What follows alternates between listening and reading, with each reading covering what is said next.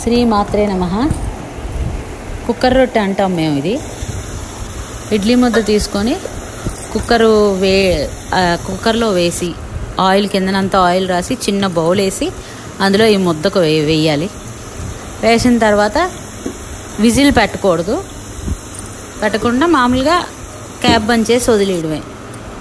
ఒక half an hour అలా పడుతుంది. క్వాంటిటీ బట్టి ఎంత టైం అయితే అంత టైం తీసుకుంటుంది. చాలా బాగుంటుందండి. టేస్ట్ చేయండి. తీయగా ఉంటుంది, స్పాంజ్ లాగా వస్తుంది, చాలా బాగుంటుంది. ఒకసారి ట్రై చేయండి.